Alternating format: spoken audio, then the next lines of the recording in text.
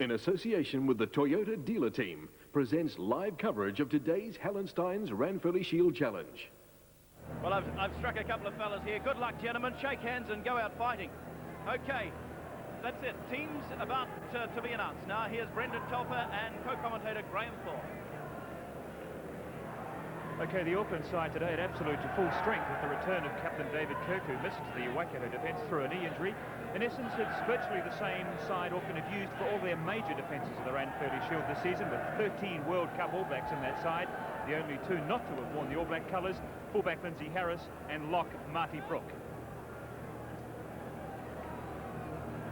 Now, the Wellington side for this match has undergone some quite dramatic last-minute changes. I guess Earl Curtin, as the underdog, feels that he might as well play a few of his hunches and see what happens. So Tim Perez, who's virtually had no representative rugby since the South Pacific Championship back in April of May of this year, comes in at first 5'8", and Stephen Pokari has moved up to centre, where, of course, he first made his name in New Zealand rugby many years ago. Fraser Mexted is replaced by Robert Cheval at number 8. Cheval, an ex-Ponsonby and Auckland B player, is making his debut for Wellington today, and Kevin Borovich, the former All Black, in the front row will lead the Wellington side in the Shield match today. Well, Graham Thorne, what do you make of all that? What is Earl Curtin up to? One never knows with Earl, but I've always liked the good look of this young boy Perez. He looks a bit like Tuwani when he plays. He's a good mover, likes the blind side, and he can kick sometimes, but he doesn't kick a lot, Brendan. And he's going to get the ball out to, I think, Stephen Pokari, who, of course, made his mark at centre 10 years ago, Southland versus the Lions. It's an interesting team, but as you said, Earl has got to bring the changes. He's got to take the Shield back to Wellington. He can't draw, he's got to win, so he's got to make the play. Well, of course, there has been some criticism during the week from Bernie Fraser about the standard of Wellington's back play this year. I don't imagine that he's made those changes as a result of that criticism, but that's in keeping with the philosophy of Earl Curtin. Never described him as a conservative in his approach to rugby. But now they're talking in sense, of course, for the coaches must stop, and it's left to the 30 players who make their appearance on Eden Park. And the grim, pensive faces of the Wellington team, a match that I guess many of these players have been thinking about all season and probably for the best part of 12 months. Yes, this is the big one for Wellington. They've got that unbeaten record for 18 games, is it? And now they've got to take the Ranfurly Shield. Yes, there is, in a sense, a glittering shelf of prizes here this afternoon, because not only is the Ranfurly Shield at stake, the team that wins this match will win the National Championship for 1987, and also, as we heard before from John Hart, the All Black selectors will name their team for Japan tomorrow, and one imagines there's a few players in this match who must be on the fringe of All Black selection, and even those inside the All Black camp will also want to perform well, for this is the last chance they have to impress the selectors before the team is played. And clearly one of the key men in this match today is Grant Fox. I'm sure he's mercifully pleased that the gale-forced winds that have blown here for the past few weeks have abated somewhat today. Yes, and it seems as if Auckland have won the toss and are playing with the wind. And there's the key man on the Wellington side, Stephen Pokari. Playing with number 13 and not number 10, where he's played all of his rugby, or most of his rugby, since he's been to Wellington. That's the captain of the Wellington side today, the former King Country and All Black, Kevin Borovich, who's had some pretty keen encounters with some members of the Auckland team in other matches this season. And one imagines it'll be a pretty willing encounter between the two packs this afternoon. It's going to be a fiery first 10 minutes, I'd say, Brendan. But coming back to the wind, Auckland always take the wind when they win the toss. And today, as usual, they've taken it. And the man who'll control this match, it's as if the New Zealand Rugby Football Union haven't forgotten the South Island, and all the way from Te Anau, in the Southland colours, Mr. Dave Bishop, will control this, the most important domestic rugby match of the 1987 season. And already a punch has been thrown by Scott Crichton from the very first forward exchange between these two teams 30 seconds into the match, and that could well be the pattern, as Graham Thorne mentioned, for at least the first quarter of an hour of this match, until the early nerves subside and things are already on the boil.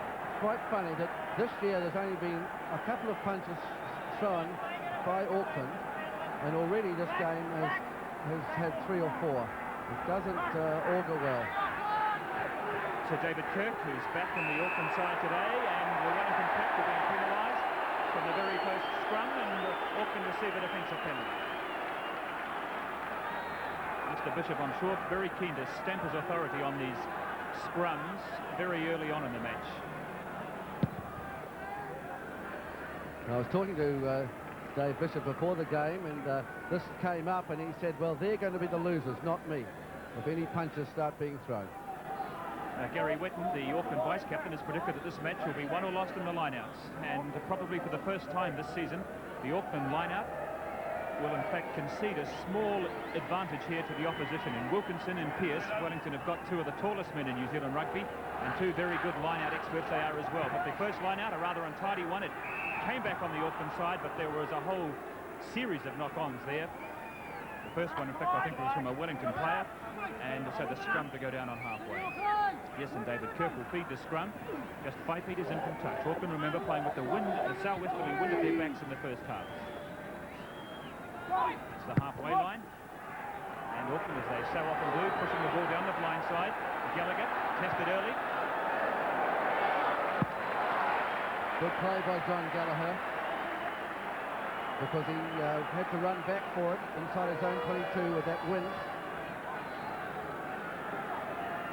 Sean Fitzpatrick, the Auckland hooker, already showing signs of this fairly torrid forward exchange. Steve McDowell at the front of the Auckland line-out. Gary Wetton's at 2, Marky Wilkinson and Marty Brook and Pearce in the middle of the line-out. And the ball knocked forward by Auckland, the referee playing advantage to Wellington just outside their 22.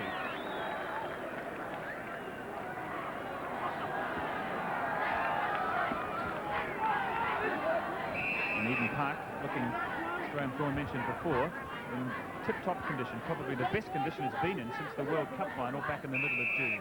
It's absorbed an enormous amount of rain over the past month, but the very good drainage facilities they have here means that it covers very quickly. It's dry and hard. Although there's been a bit of rain around Auckland this morning, it hasn't affected the ball or the ground. So Wellington in a spot of difficulty inside their own 22, no way through there for Neil Sorensen on the Wellington 22. David Kirk, and through the... John Kerwin, yes!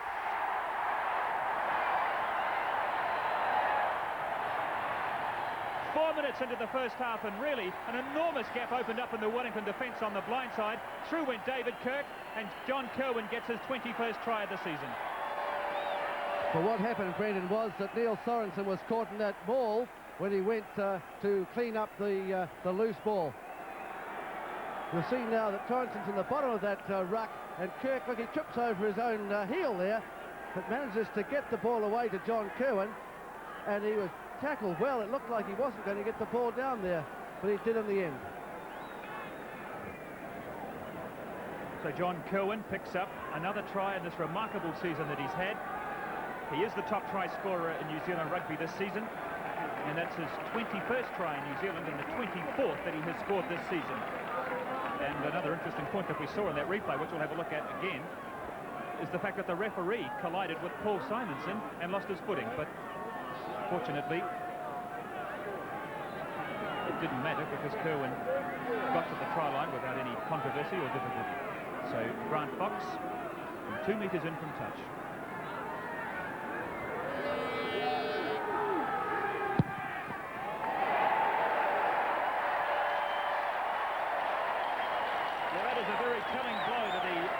For the Wellington side, but remember they are playing into the wind, so Auckland would expect to have a cushion at half-time, but a very good start by the Auckland side. Let's have a look at that try again. There goes David Kirk on the short side. The referee trips up. So does David Kirk. And John Schuster came across and nearly bundled him into touch.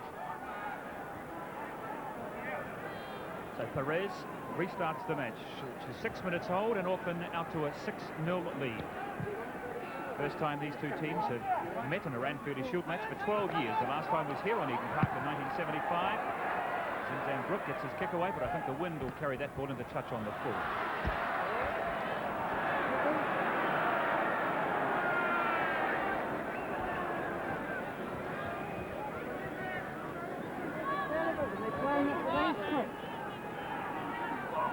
Wellington calling for the short line out. But it's in fact won by Auckland. It's Gary Wetton that takes the tap down on the Auckland 10-metre line out in centre field.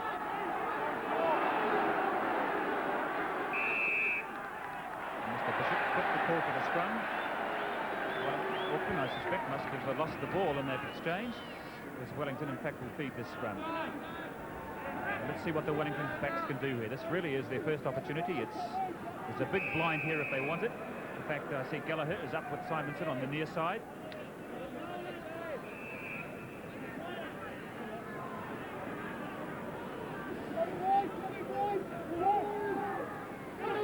Sorensen to Perez, who's linking up with Gallagher. There's a wall of blue and white jerseys there for Gallagher. He's eventually pulled down by Zinzan Brook. And Mr. Bishop is pointing the finger at Mike O'Leary. It's actually Mike O'Leary who started it all back at the start of the game when he was doing a bit of over-vigorous rucking. And David Kirk is having words with Kevin Borovich, the two captains. With Sean Fitzpatrick, the man that's down on the receiving end of that, and Mr. Bishop talking to the captain of the Wellington side, Kevin Borovich. But they look like they're out to get Sean Fitzpatrick, if anyone. Well, I suppose it's, to use the old cliche, it looks like there's not going to be too many prisoners taken in this battle this afternoon, and I think we may be in for a lot of injury stoppages. But the stakes are high, there is a lot to be won, and I guess a lot to be lost in this match as well. And Wellington, stung obviously by that early reversal, and realise that they'll need to reply quickly. But meantime, it's a Grant Fox. Now, this is indeed a rare sight to see Grant Fox. In fact, I don't think I've ever seen him kick at goal from inside his own half. And under normal conditions, it would be well beyond his range. But the force of the wind here at Eden Park over the last month has seen Fox kicking quite comfortably from halfway. He hasn't had a problem with the distance, and although the wind isn't as strong today, he must feel it's going to be enough of a help to cover the 50-odd metres that this ball must travel.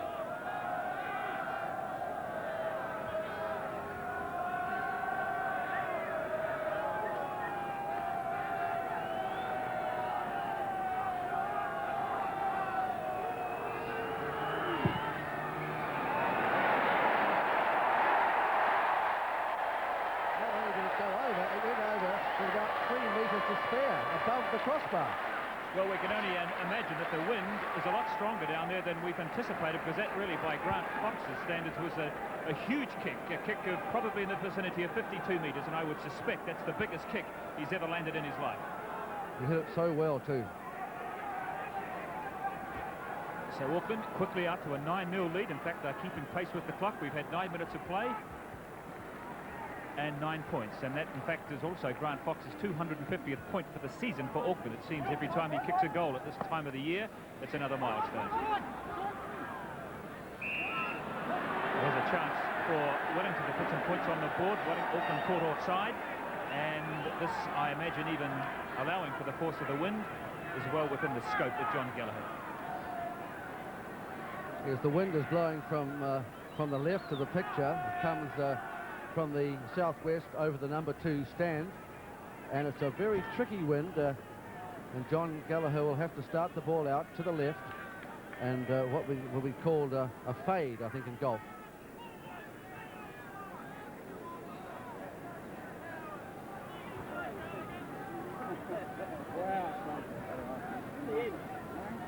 He is 17 metres in from touch and about 35 metres from the post, so it's a kick in the range of 40 metres for Gallagher.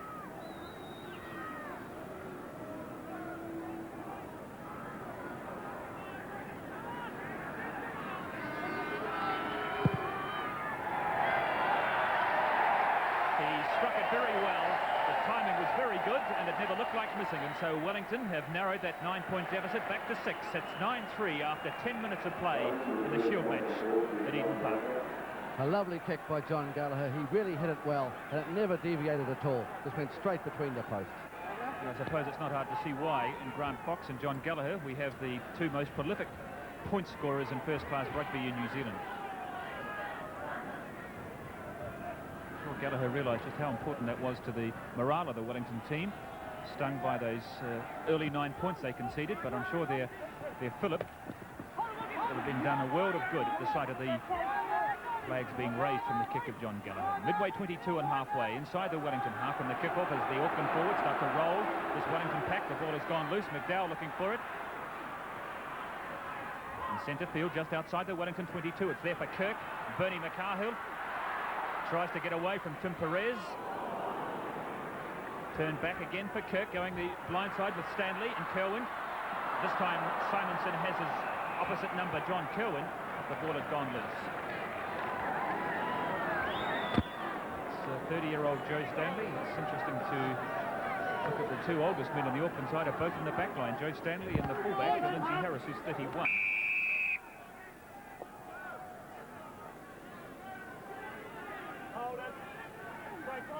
Neil Sorensen, the Wellington halfback, who's been close to All Black selection for a number of years. He's highly regarded in the capital city. It's a wonderful opportunity today to get his hold of that elusive All Black jersey. And John Drake has been penalised for an infringement in that scrum. And Gallagher from just outside his 22.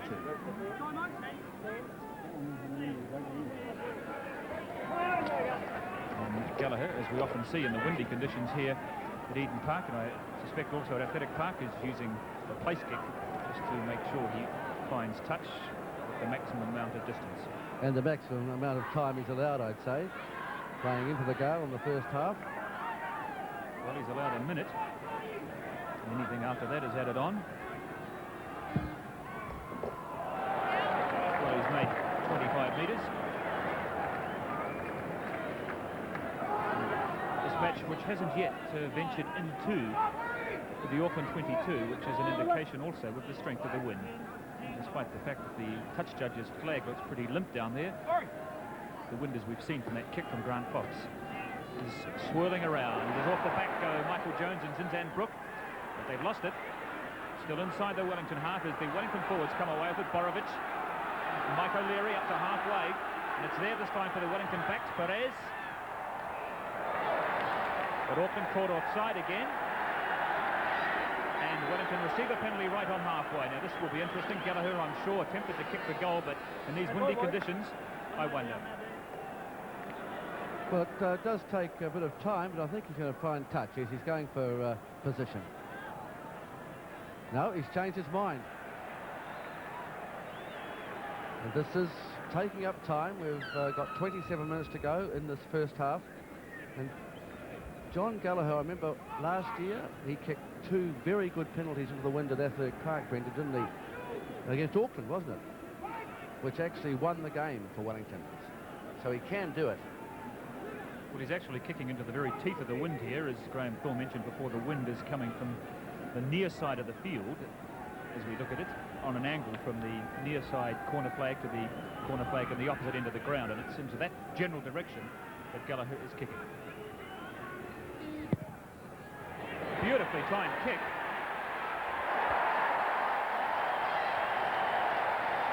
Absolutely superb kick from John Gallagher. He rather reminds me of a golfer with a very good natural swing. You don't have to swing hard at the club, and you don't really have to kick hard at the ball either if your timing is right, as it was then.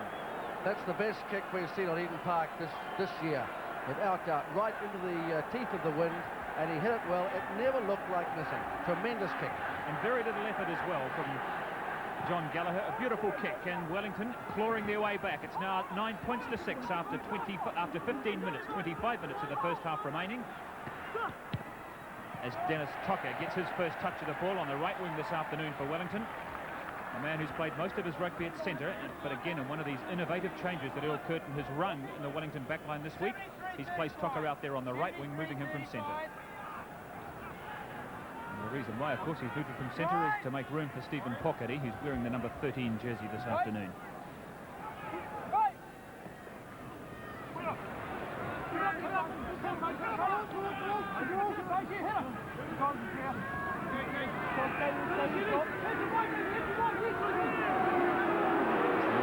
Wall starts to roll. They've made 5 metres. Now it starts to break up, and it's a little untidy. Mr. Bishop wisely calls for the scrum. Well, again, I guess Auckland must have lost the ball forward in that maul, because Wellington received this scrum. Eden Park now bathed in sunshine for this, the big rugby match of the 1987 domestic season. Sorensen, Gallagher's up from fullback, but Sorensen elects to go on his own. Nicely picked up by Dirk Williams. It's untidy ball, but it's picked up by Perez. This jinky little sidestep, which is the mark of Tim Perez's play. The Wellington forwards drive over halfway.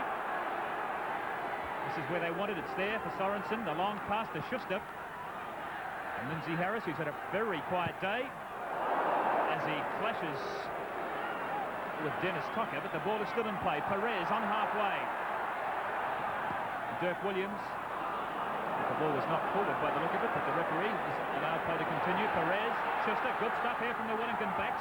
Simonson, and no way through John Kerwin, but Wellington still with possession. And Kirk over the top, and John Gallagher a little out of position. John Kerwin is giving chase, but there's 3 Wellingtonians back there. Wellington just starting to find their form, I suspect, after a pretty quiet start. And there's a break here while we have some attention to Kevin Borovich, the Wellington captain. But Wellington, both backs and forwards, look very good in that movement, Graham Thorne. Yes, the game hasn't really come alive at all. That was the best couple of minutes from Auckland. But Wellington also came away well from the maul.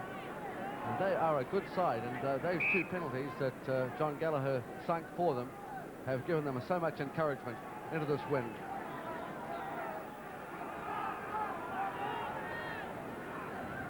We've had 17 minutes of play here at Eden Park, and Auckland playing with the advantage of an ever-increasing southwesterly wind at their back, ahead by 9 points to 6. The only try being scored by John Kerwin 4 minutes into the first half. Scott Crichton from the restart. It's there for Sorensen. Again, he's squeezed by the Auckland forwards, but he manages to turn his pass back. And some clever play from Sorensen. Gallagher. And Lindsay Harris elects to keep the ball in play using the wind. But look at this. Well, I'm rather loath to give too much credit to Lindsay Harris for that kick, because I don't believe that was his intention, but the little man was on his shoulder, and look how handsomely Auckland profit from that kick. Well, we keep saying it's a funny old shaped ball, and it does some funny things, but Lindsay just takes it all for granted. Them are the breaks, I guess they say. So Wellington now have to defend their goal line, which is only a metre away from this line-out. Glenn Fraser, the Avalon hooker. This is a very important throw. He must find his man. It's come back on the Auckland side. It's untidy ball. Kirk is having difficulty pulling it in. There was at least 1 knock on in that exchange. And it was in fact from an Aucklander, so some of the pressure has been relieved for Wellington. And Glenn Fraser is having difficulty getting down in the scrum, so it goes down for a second time. And look at the power of this Auckland scrum as it just smashes the Wellington scrum open, but well and quickly cleared by Sorensen. He's a very nippy halfback, this fellow, and he's having a very good game at the base of the Wellington scrum. So I think the alarm bells must be ringing in the Wellington scrum after that push by Auckland. 65-31, 65-31. Let's drive it.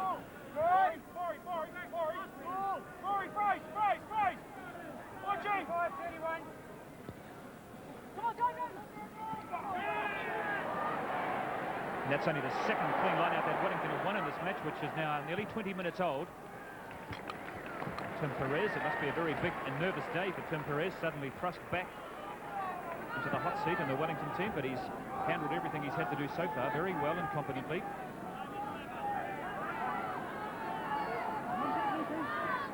Zinzan Brook last to join the line-out. Murray Pearce, who's marking Zinzan Brook part of that. There he is, Marty Brook in the middle of the line-out.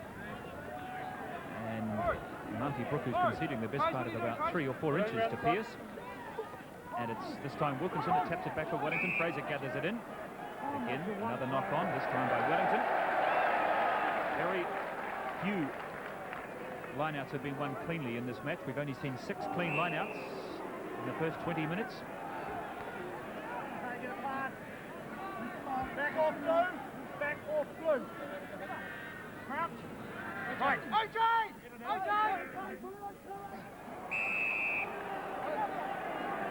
Mr. Bishop has got his hands full with these scrums.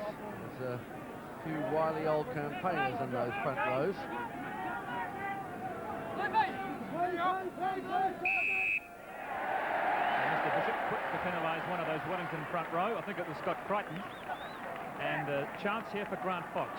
12 metres in from touch. It's exactly what Wellington didn't want, was a penalty at this stage of the match, after clawing their way back from that 9-0 deficit to 9-6. And this, of course, presents Grant Fox with the opportunity to push Auckland out to a 6-point lead. He has the sun and the wind at his back, and the ball is dry and hard, and these would be the best goal-kicking conditions Fox has encountered here at Eden Park for a few weeks. In fact, it's been noticeable that his success ratio, which normally is around 70%, over the last few weeks has been down to about 50%. At the moment, he's got 2 out of 2.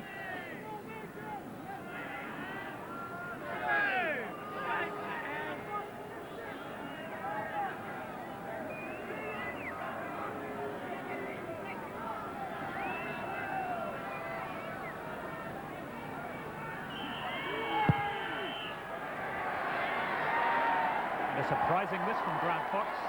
Well, there's been very few times this season he's really had to kick under pressure. That was a pressure kick, and he surprisingly missed it. Some really 3 points that Auckland, I think, would have wanted. Time is running out in this first half. We're now into the second quarter of this first half. 22 minutes of the match have gone.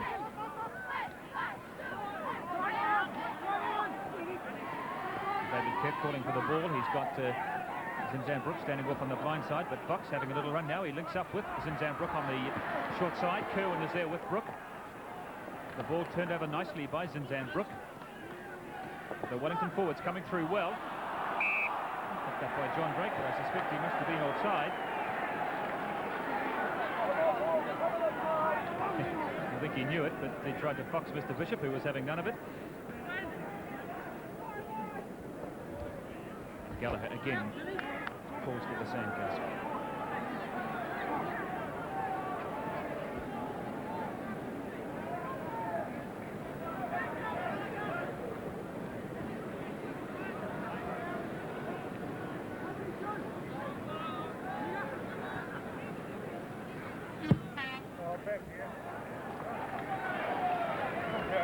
Well, Graham Thorne, if you were in the shoes of the two coaches at the moment, who do you think would be the happiest?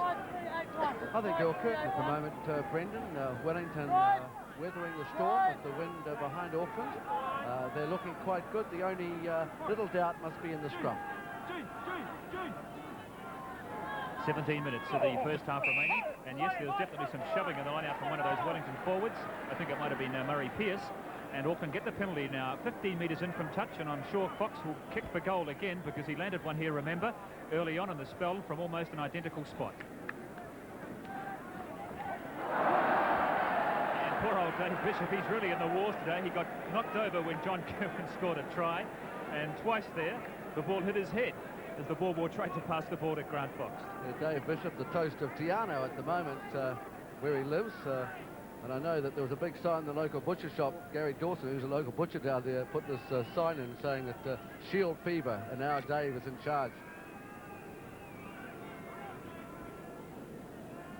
Yes, it's not necessarily, I guess, an all North Island affair here at Eden Park this afternoon. So Fox again, a 50-metre plus kick, but remember, he does have the wind blowing right towards the direction of the posts.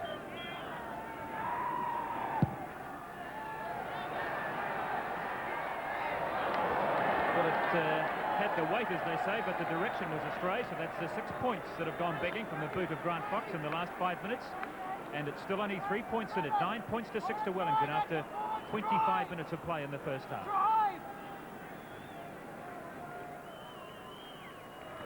And this tiny little nuggety framed first 5-8, Tim Perez restarting play from the Wellington 22, Gary Wetton calling for it. Grant Fox. Mr. Bishop had a good hard long look at that tackle on Grant Fox, and he said it wasn't late from O'Leary, taken by Gallagher just outside his 22.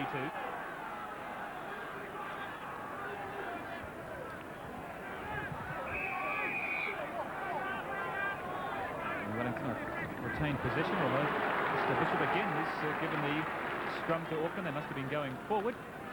Certainly Gallagher took it into that ruck.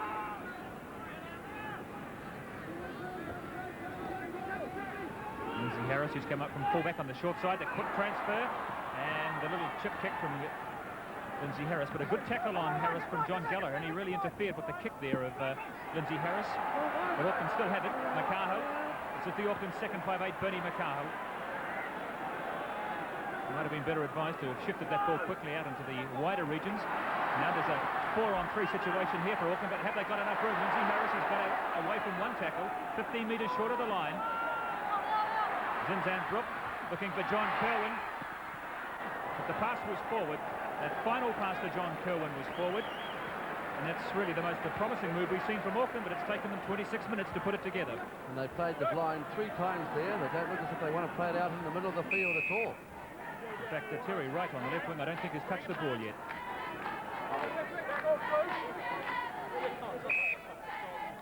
There's Terry Wright. That really has been the pattern for poor old Terry Wright this season. In fact, things got so bad last week that he dropped a goal to try and get some points.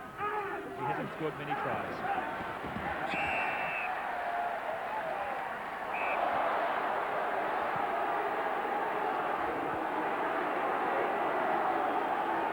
Well, a section of the crowd down there unhappy with that decision from Mr. Bishop. I think they must have seen something, but it didn't look as if there was anything going toward happening off the ball at the moment.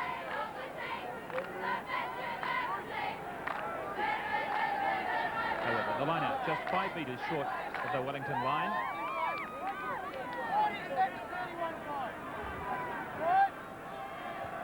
Marty Brook replaced Mata Afakinen in the middle of the Auckland line out a few matches ago and has retained his place since. And the tap to Gary Wetton. He gets his pass away to Alan Wetton. 5 metres short to the line. Kirk again, the blind side. Michael Jones smashing his way towards the line, but the Wellington defence is good. It's again there for Kirk. Harris with a wall of black jerseys. And the Wellington defence is still good. It's taking a real pounding from the Aucklanders at the moment. Kirk having a little go on his own, but there's no way through there for the Auckland captain. And there's some pretty determined men in that Wellington side. They're not going to yield a thing this afternoon. Here's the first scrum that's closer than 5 metres to Auckland. And this, of course, is the classic Auckland move. We'll see how the Wellington scrum takes this. Well, in most matches this season, these 5-metre scrums have become something like gimmies for the Auckland team. The tries as just mere formalities, but against this powerful Wellington scrummage, I don't think it'll be quite such a simple affair. David Kirk has suffered an injury. It's not to his knee, thankfully, it's to his shoulder. He was really crunched on that last little dab he had around the short side when he went on his own, and he's injured his shoulder in the tackle. Yes, it'll be very interesting to see what happens in this 5-metre scrum. Auckland has scored so many of their tries this year from these positions. In fact, Zinzan Brook, who has scored himself 16 tries for Auckland, and I would imagine about 2/3 of them have come from 5-metre scrums. But if there's one scrum in New Zealand that should be able to hold this Auckland pack, it's Wellington.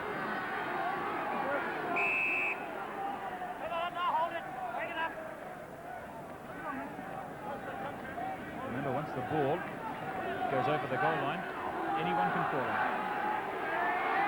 Auckland are trying for the pushover. The Wellington scrum is holding good, but it's looking a little shaky. Zinzan Brook has got it at his feet. And it's a real raffle now over the goal line, and one of those Wellington forwards have been penalised. I think it was Mike O'Leary.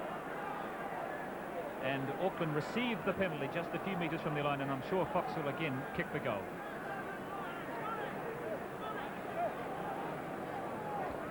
That Wellington scrum looked much better than any other scrum that's packed down closer than 5 metres to their own line this year. They, of course, got 2 All Blacks in the front row and 1 in the second row, so they should have a bit of strength there.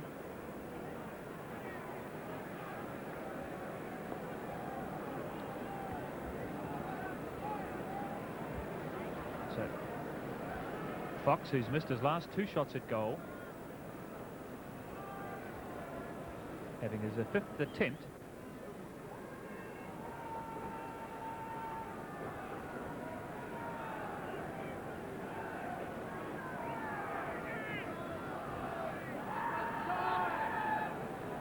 6 metres in from touch.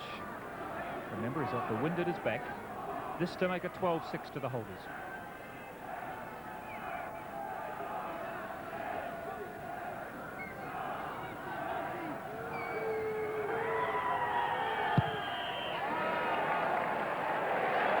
And it just crept inside that left hand upright, but they're all worth 3 points. It doesn't matter where they go, long as they go through the uprights, and it did. And so Auckland extend their lead to 6 points with half-time just 10 minutes away. There's sustained pressure from Auckland over the last 5 minutes. Wellington haven't really been in the Auckland half for much of this first spell. It doesn't augur that well, because I don't think the breeze is that strong, actually. Yes, I don't know. It's hard to say what it's worth. Probably somewhere in the vicinity of an 8 to 10 point wind, an 8 to 10 point advantage that you would want playing with the wind in the first half. So Auckland would probably, I'm sure, be a lot happier if they could score again before the break. On the other hand, Wellington, I'm sure, will be delighted if they can keep it to 6 points.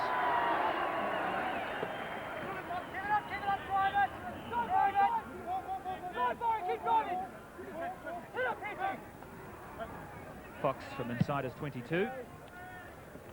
And I still don't think we've actually seen any play inside the Auckland 22 in this half.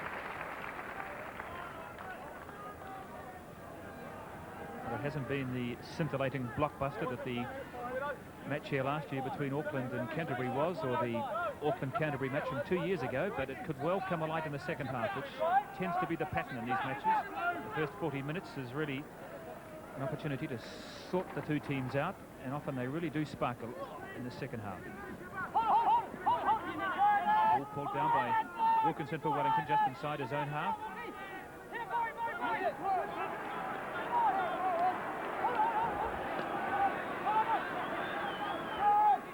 Sorensen to his captain, Borovic.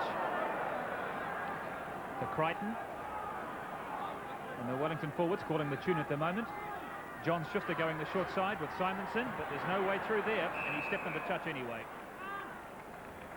But it is an enthralling match, though. The crowd know that this is a battle between two of the best, probably, provincial sides in the world. 20-year-old Paul Simonson, who took up the games for Waikato last year before moving to Wellington, where he's at the Police Training College, and having only his 4th game for Wellington today. The big task of having to mark John Kirwan. Alan Wetton pulls it back in for Auckland. McCahill.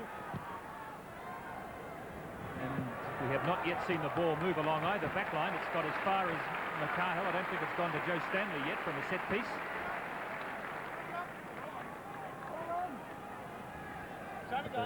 Capacity crowd here of 45,000, enthralled by this very tight, uncompromising battle between these two champion sides. In fact, I wouldn't imagine there'd be too many teams who are here for the World Cup outside of the two teams that contested the final that will have much chance against these two sides, such as the calibre and quality of these two teams in 1987. The line out 7 metres inside the Wellington half, and Kirk left it behind as the Wellington forwards pour through on him. It's Mike O'Leary that picks it up for Wellington. Perez.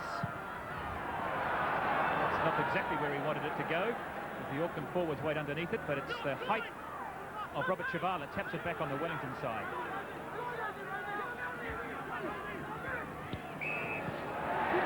And those Auckland forwards offside again, and another opportunity here for Gallagher.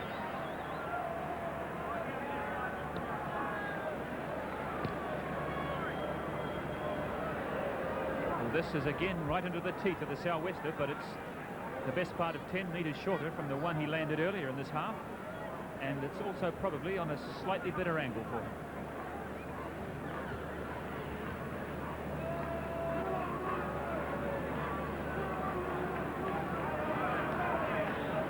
John Gallagher, who had scored 176 points in first-class rugby prior to the start of this match, but a lot of those points, in fact 40 of them, have come from tries. He's also the top try scorer in the Wellington team this year with 10.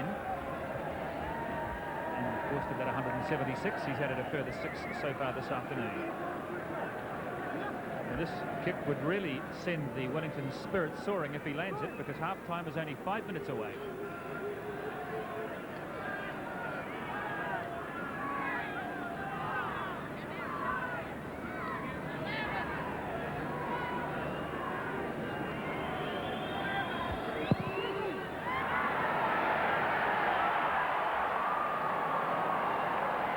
This time he was out to the right, and so the score remains at 12 points to 6 in favour of Auckland, with half-time, as we said, just 5 minutes away.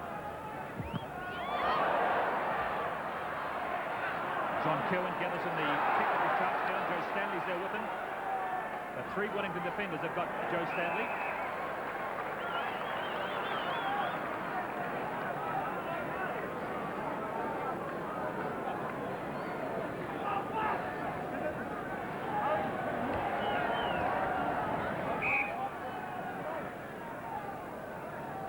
And it looks as if it's David Kirk again that's having a problem with his injury. It's Mark Adam. And this is a very sad moment. This may well be the last time we'll be seeing David Kirk on Eden Park, because he takes off for the UK just a matter of hours after the match next Saturday against Counties. And what a sad way for him to make what may well be his last appearance ever on Eden Park. It's been a marvellous season for David Kirk, and just listen to the salute from the crowd.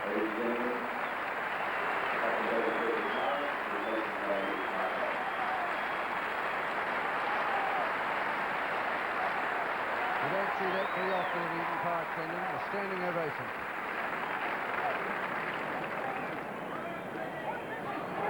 So Auckland, without their regular captain, as Mark Adam takes over the halfback position wearing the number 16 jersey. As Sorensen a little too clever for his own good that time. It picked up nicely by Simonson, but he wisely hung onto the ball as the Aucklanders were coming through.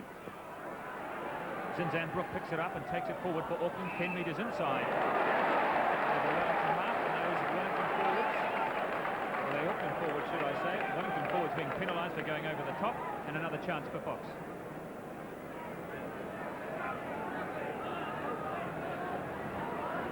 Well, the pattern of this match is that it's going to be decided in goal kicks, so every one of them is becoming increasingly important. Yes, both sides are not taking chances on letting their backs run with the ball. They're keeping it very tight, almost what could be called a war of attrition. That they are scared that something will happen out in the middle perhaps, and the loose forwards will get to it, and suddenly they'll find themselves with a try down, or the ball 50 metres down the field.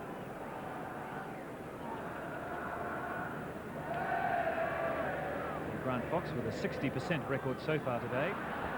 He likes to set himself a target of between 70 and 80% in each match, and he's acutely aware of how well he's going, so he knows if he gets this one, his average will be up to more like 65–70%.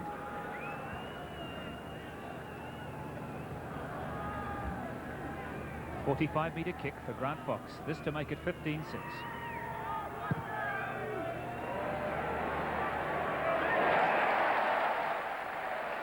The touch judge on the near side was a little reluctant to put his flag up. He only did once he had a look at his mate, who was Mark Thompson, who raised his flag, and then both of them went up. So it just must have crept inside that left-hand upright, but it's worth 3 points to Auckland, and the gap is back to 9 points.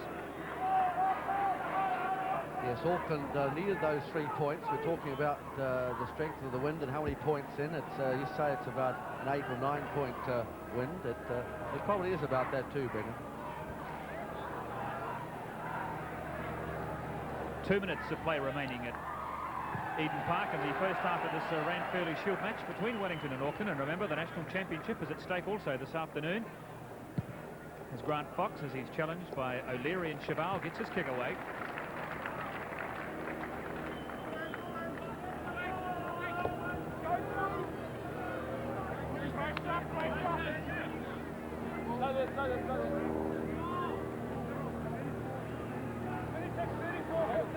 Not much in the line-out count this afternoon. Auckland perhaps a little surprisingly ahead by 7–4. It was thought with the tall timber of Wilkinson and Pearce that Wellington would probably get an edge here.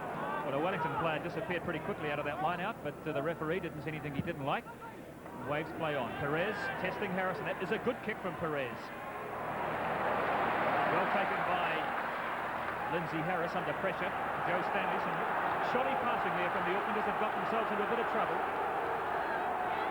Play really for the first time in this match inside the Auckland 22, and Wellington have the footing. Well, Lindsay Harris did well to get up and take the ball, and then the pass that was thrown at Joe Stanley was by his ankles, and he got himself into a bit of trouble. So now a chance for Wellington. Now I See wonder what they can do out in the backs. Or will Perez perhaps go for the 3 points, which would be very useful for Wellington at this stage. Schuster, I think he thought about a drop goal, but he hesitated, and offside. Well, I think there might have been some... Mark Adam was offside. There appeared to be some back chat there from one of the Aucklanders as well, and Mr. Bishop, who was playing the advantage to Wellington, there was none, and so Adam, for that offside, has given away what could well be a gift. 3 points here for John Gallagher. This is the easiest kick he's had today.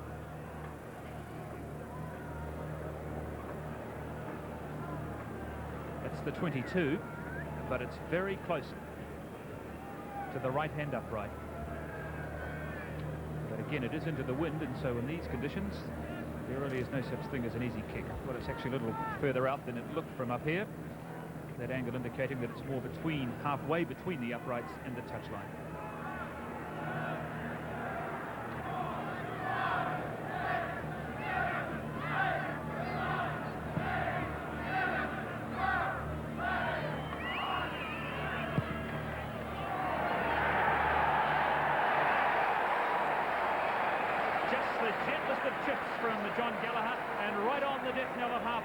The All Black fullback keeps the Wellington Shield hope soaring. At the break, it's Wellington trailing by just 6 points at 15-9.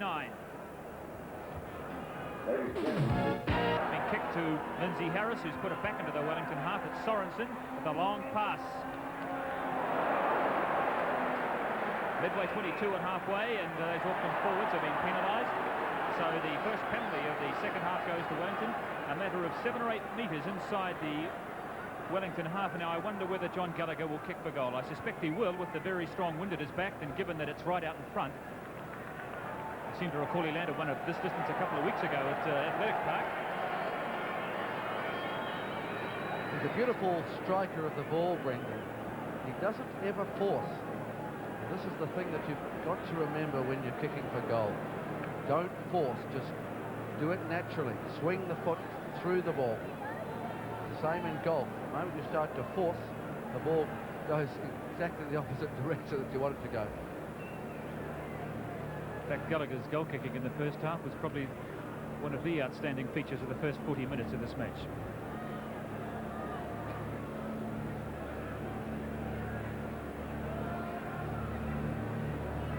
A 58-metre kick for John Gallagher.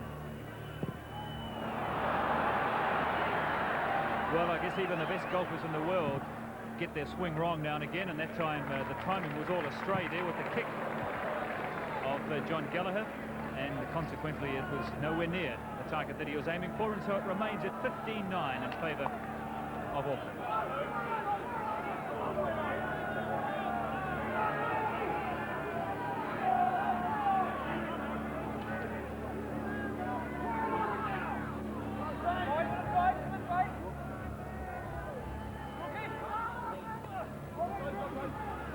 Adam Fox from 5 metres outside his own 22, testing Gallagher. And the Wellington fullback elects to keep the ball in play, and it's Fox who's looking around for the options that are available and decides to kick for the far corner flag. But the ball is in fact finished up in midfield again, as Stephen Pokari tries to roll the ball into touch, and well done by Lindsay Harris as he keeps the ball in play, and Brooke tidies it up for Auckland. Interesting tactics from Auckland. They're trying to push the ball downfield as far as they can.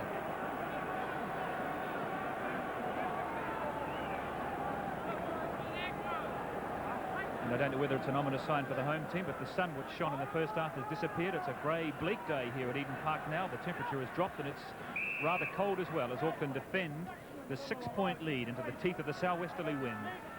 4 minutes into the second spell, no change to the half-time score, as Mr. Bishop says it's time to have a word to the 2 front rows.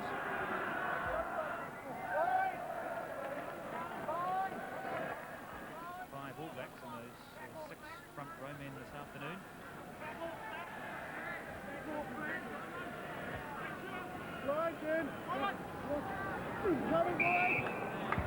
And so the scrum to go down just a couple of metres inside the Auckland half. As the Auckland scrum goes right over the top of the Wellington scrum, John Kerwin coming in from the right wing, carried on by Michael Jones. Alan Whitten is was there as well. Picked up by Zinzan Brook, Grant Fox, McCarhill.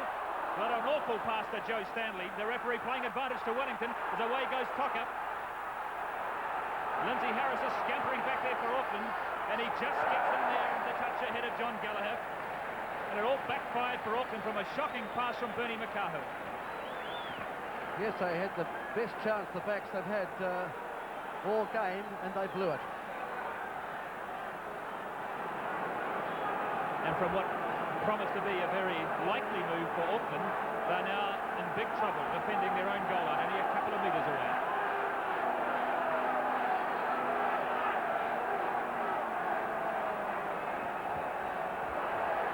Pulled down by Kevin Borovich, and he's got it back for Sorensen. Perez, the long pass to Pukeri, Gallagher. But he ran into Dirk Williams, but Wellington still with the ball, coming away with it as big Robert Chabard. But he's ran straight into Steve McDowell, and the referee is playing advantage to Wellington for an infringement by Auckland. Gary Wetton was offside. And so another chance for Gallagher from a very handy position.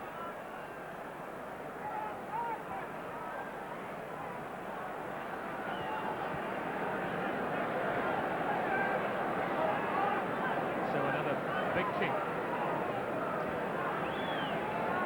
Gallagher, who already has landed 3 so far in this match.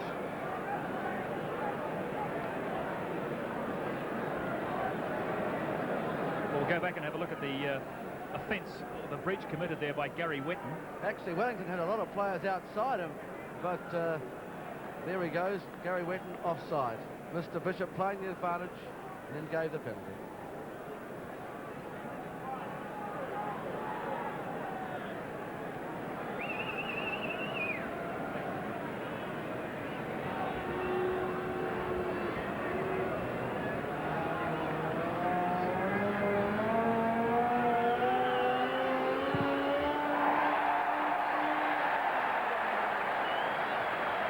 No problems for John Gallagher. 4 out of 6 today for the Wellington fullback, and it's 15 points to 12 as the Wellington side edge ever closer to Auckland with 33 minutes of the match still to run. We've definitely got ourselves a ball game today. And I can well imagine there must be a few anxious people in this, few anxious Aucklanders in this vast crowd of 40,000 for the first time, really, since that counties match way back in 1985. Their very first or second defence of the Ranfurly Shield. Auckland looks as if they might be in some trouble.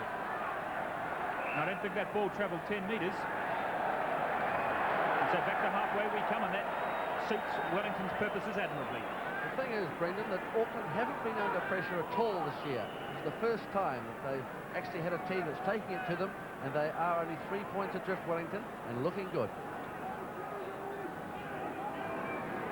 Sorensen, Perez. That could be a little too deep. It's deep by a mile, and so back we come to the line out inside the Wellington half. It's about the first mistake that Tim Perez has made at first 5-8 for Wellington this afternoon. And this gamble by Earl Curtin of shifting Fogarty out to centre and playing Perez at first 5-8 may well yet pay dividends. It's Gary Wetton, who's at number 2 in the line-out for Auckland. He does prefer to play in the middle of the line-out, but he gets his hands to that one and taps it back safely enough to Adam as Joe Stanley. Even probably his first real run of the afternoon. The ball, I think that's the first time it's travelled as far as Stanley along the Auckland back line from a set piece. And Wellington this time offside. That might have been Borovich himself. And so a chance here for Fox. Now, is this within his range? I think he is going to kick for goal. This really is a very big kick for Grant Fox, remembering he's kicking into the wind.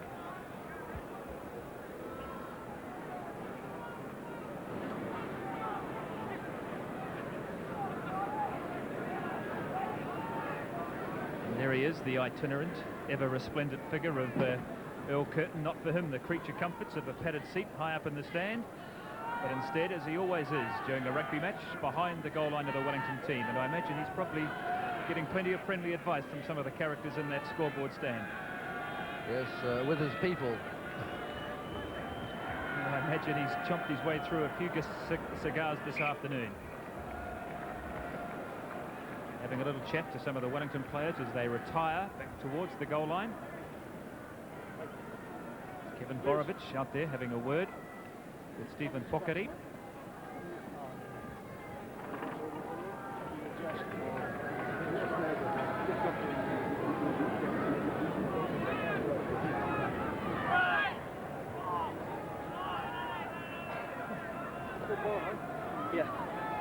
A kick. Another player. Of 47 metres for Grant Fox.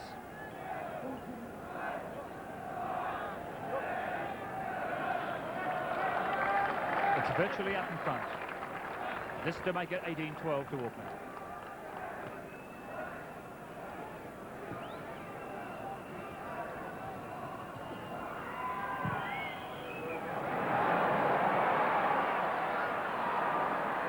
I'm afraid for Fox it held up in the wind and the direction was a little astray as well, so it remains just a 3-point match. Auckland ahead by 15 points to 12 with 30 minutes of the Shield match left.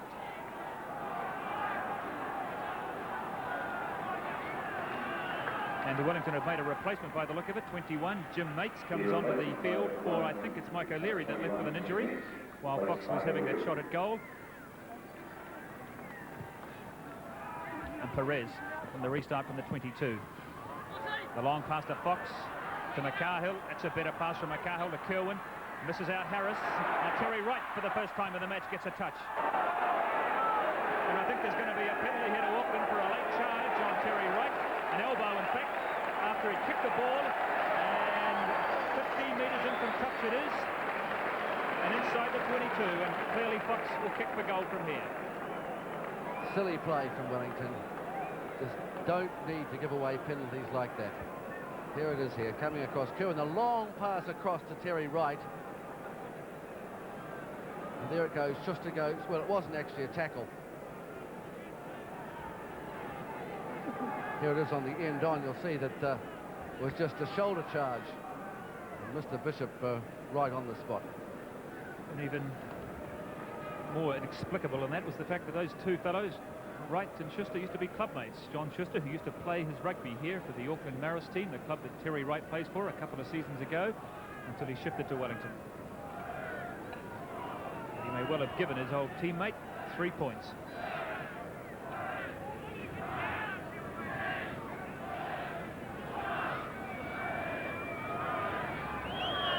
And to contend with the crosswind from here. His 8th shot at goal this afternoon.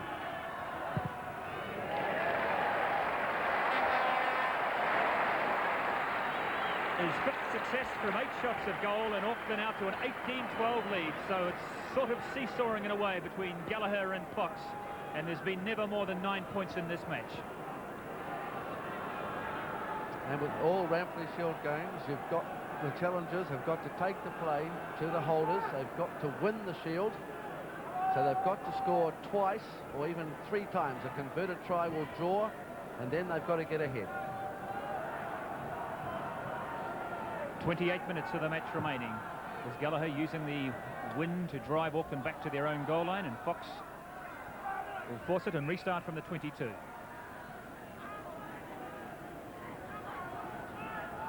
"24 of the 30 points this afternoon have come from penalties. The only try, it seemed a long time ago, in the 4th minute of the first half, scored by John Kerwin after Kirk had found a break down the short side from 25 metres from the Wellington line.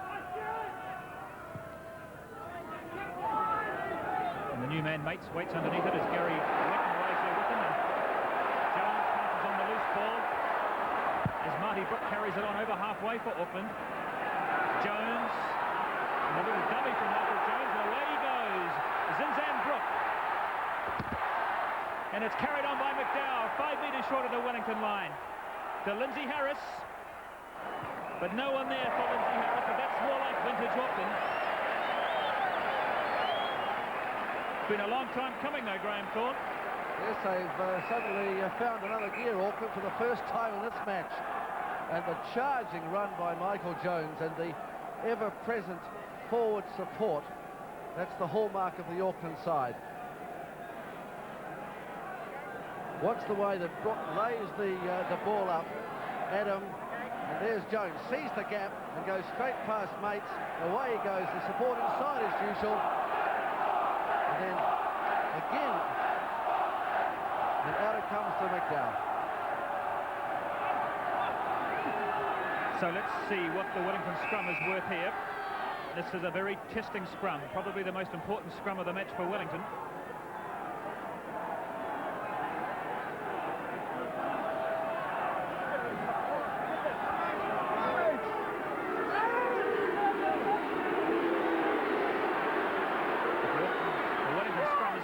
So Auckland decide to spin it. That's good tactics. John Kerwin, but Schuster has him.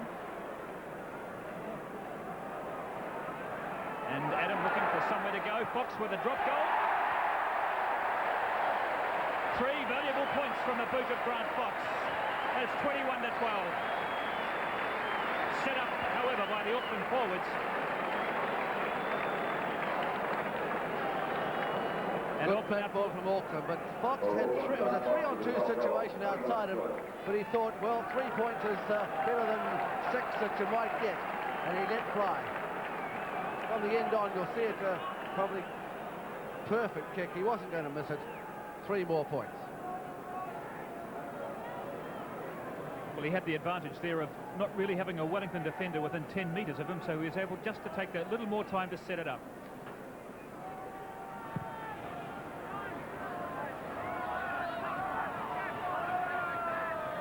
17 points today for Grant Fox, which takes his total for the season to 379.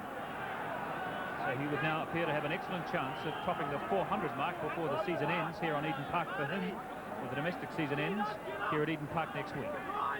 Wellington have to get points now. They desperately need them.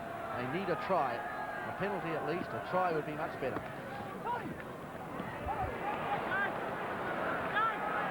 Marty Brook gathers it in to Adam, to Fox.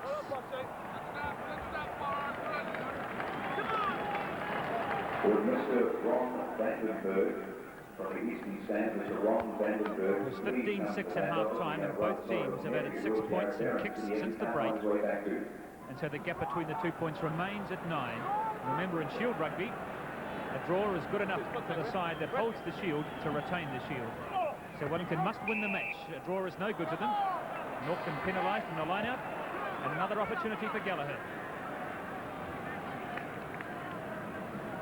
So the fate of the Shield looks as if it's going to rest, perhaps on the boots of Grant Fox and John Gallagher.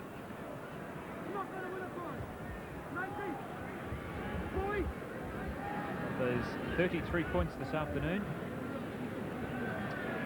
all but 4 of them have come from either Gallagher or Fox.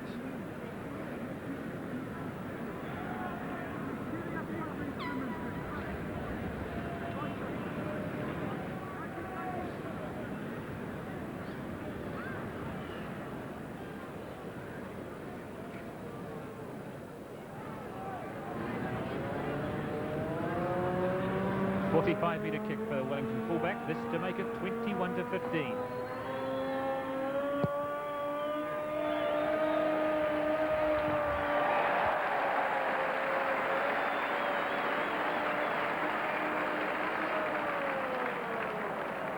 And it's tit for tat between Gallagher and Fox. Everything Grant Fox does, Gallagher seems to reply pretty quickly. It's 21 to 15 with 23 minutes of the match to go, as Earl Curtin chews his way through another cigar. I wonder how many of those he's gone through today. Those are the 3 points we were talking about that Wellington needed to get back into this game.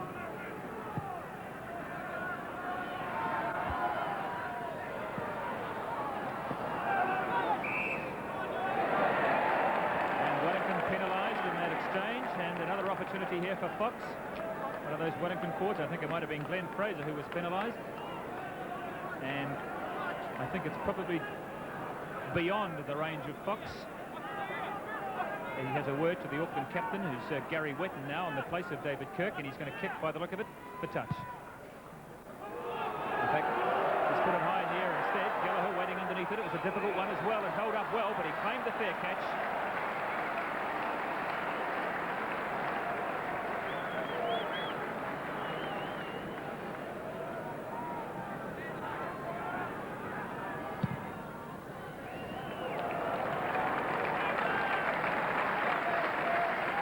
Well, he probably wouldn't agree, but he's had a pretty easy ride with the Ranfurly Shield this season, Morris Trapp, but today I guess he's coming to terms with what it's like to be the coach of the side from Saturday to Saturday when you never quite know what's going to happen over the last 20 minutes. I think it was the wrong tactic there, though, Brendan. I think Grant Fox should have kicked for position down the line. Well, Auckland are ahead by 10-6 in the line-out count, so it's not as if they're getting cleaned out there, but however, Fox didn't kick the touch. It looked as if he was going to initially, and I'm wondering whether he may have just miscued it. However, it's history now as the scrum goes down on the 10-metre line.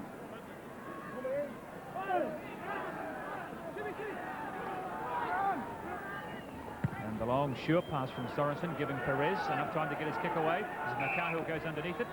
There's Wellington players up inside the 10-metre circle. In particular, I think it might have been Kevin Borovic. And what have Auckland opted for the scrum back, have they? They do have the option of the penalty or the scrum from where the kick was taken. And that's where Tim Perez put his boot to the ball, and so Auckland received the scrum just outside the Wellington 22.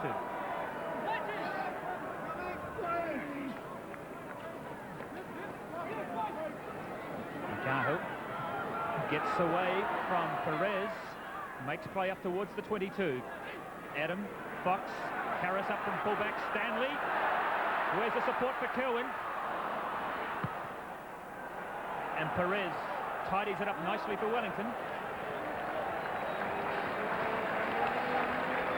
And John Kerwin just couldn't get his fingers on that long pass, and it slipped happily into the arms of Tim Perez for Wellington, and he pushed Auckland back to inside their own half.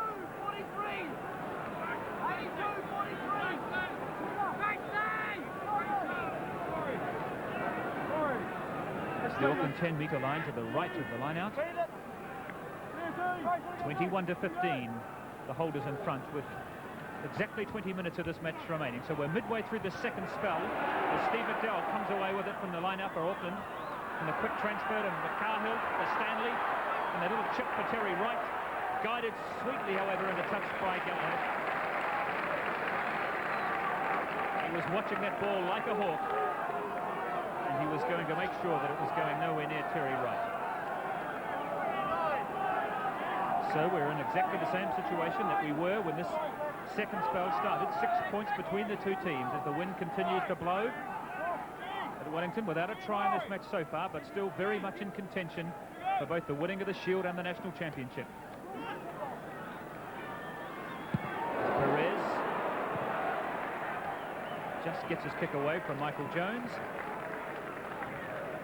One does get the feeling that if Wellington are going to lift the log of wood, they've got to score a try.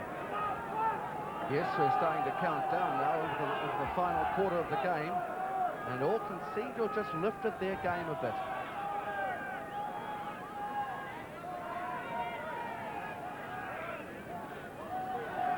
Borovic, Mates,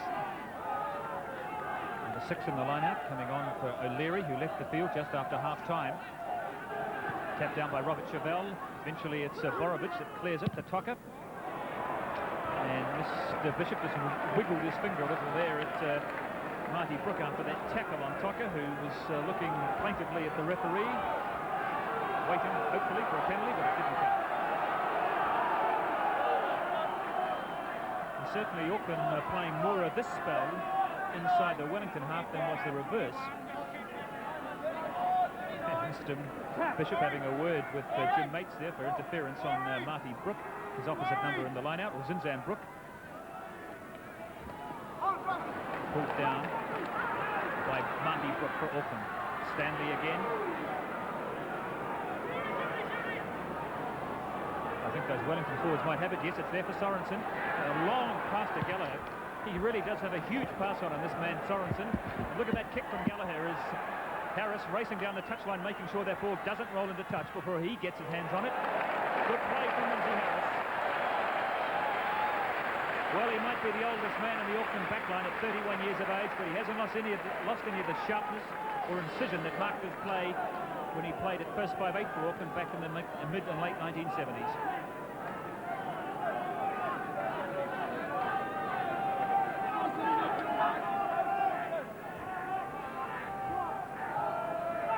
Face of Wilkinson at number 2 in the line-out for Wellington. He gets his hands to it, taps it to Mates inside the Auckland half. The Wellington forwards have it. And Perez again. Not sure where he was aiming that ball, but Lindsay Harris was right where he wanted it to be.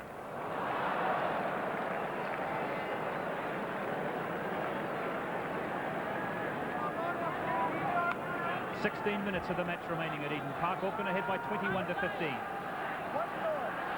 It's been some time actually since Wellington have been down inside the Auckland 22, which is an indication of the territorial advantage that Auckland have had in the second spell. And in fact, probably playing better in the second spell into the wind than they were with it in their backs in the first half.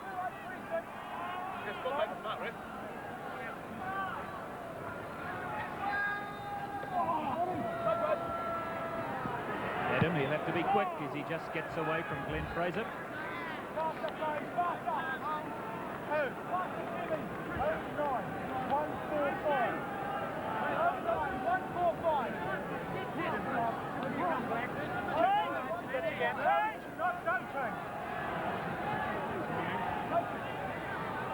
It's the Auckland 22 that you can see just to the right of the picture as Fraser feeds this line out. It's an untidy one, but it's there for Adam. And Fox, a very heavy tackle on him by Perez. Mr. Bishop had a good long hard look at it. It was perfectly legitimate. He really hit him like an Exocet missile with this tiny little bullet of a man, Tim Perez. He lined his opposite number up and he was going to get him.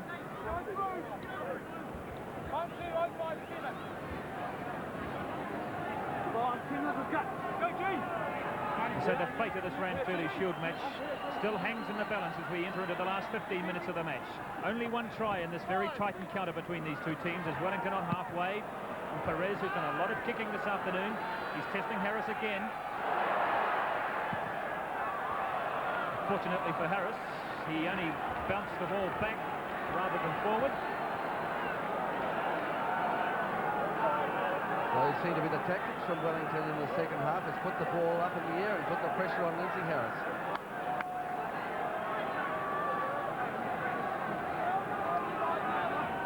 So back on the Auckland 22 we come for this line-out. As you can feel the tension starting to elevate round the ground here as with the crowd of 45,000 sense that this match is far from over. And Wellington, who look eminently capable at any moment of breaking this deadlock, still looking for their first try, but they've promised much. And they certainly have the players, both up front and in their backs, to score a try, which would bring them back to an even keel with Auckland. A converted try would level the scores, and then Wellington, of course, if they want to win this match, must score again. A very good opportunity here for the Wellington backs, probably the best they've had in the second spell. Plenty of the field to work with here as Perez to Pokere. He's kicking for Tucker. Harris comes across. They're putting the pressure on Auckland, Wellington.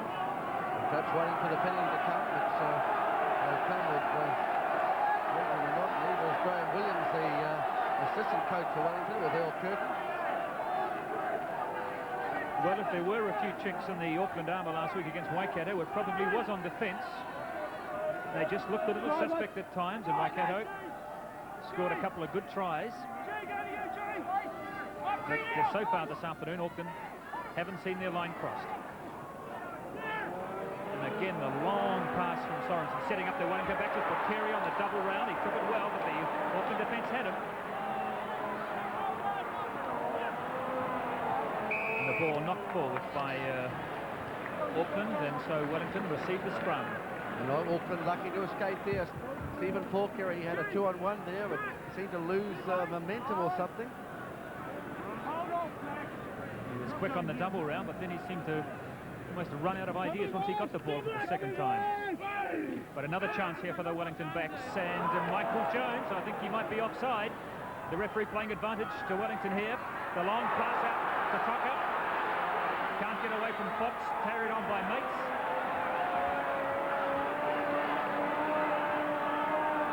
Now what is Mr. Bishop going to do? Back we come for the penalty.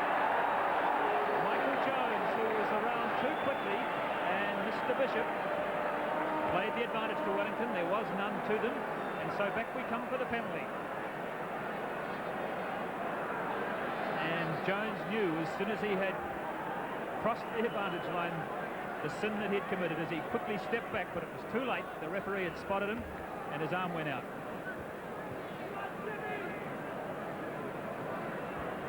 There's the scrum, the Wellington scrum. Sorensen to put it in. Watch the flank of this side. There he is. He's offside. Mr. Bishop plays the advantage, puts his arm out and lets it go a long time. He came back and ordered it.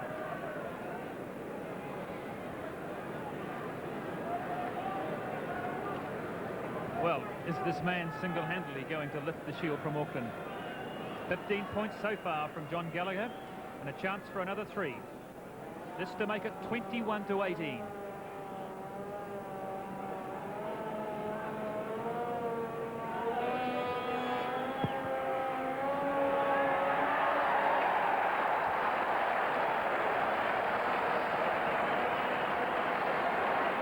Superb exhibition of goal kicking from the Wellington fullback this afternoon. That's his 8th shot at goal, and he's only missed with 2. 21 points to 18. 6 penalties from John Gallagher. As the Earl of Wellington has another puff on yet another cigar, and it must be getting tense down there now.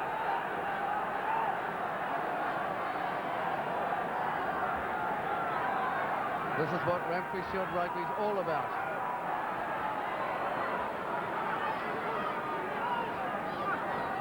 And even this fairly quiet and prosaic Auckland crowd is now starting to come to light. I've never heard so much noise coming from an Auckland crowd over the last couple of seasons as we're hearing at the moment as Terry Wright attacks from halfway. Sorensen waiting underneath it and by Terry Wright. But equally good play there from Sorensen as he smuggled the ball off Wright. And that was a very awkward one for Lindsay Harris because there were touch judged. And St. John Ambulance players and injured players lying around the field. He was waiting for that high ball. He had to let it bounce. As Wellington again attack from inside their own half. Perez can't get away from Fitzpatrick, but they're inside the Auckland half. The Wellington forwards driving at Auckland. Picked up by Murray Pearce. It looked as if he was offside, but the referee was unsighted. Schuster. It's not a bad kick from Schuster either, but underneath it is Lindsay Harris, and he's not taking any chances. He called for the mark, which is what he should have done. And he looked to his right, and there was John Kirwan in the clear.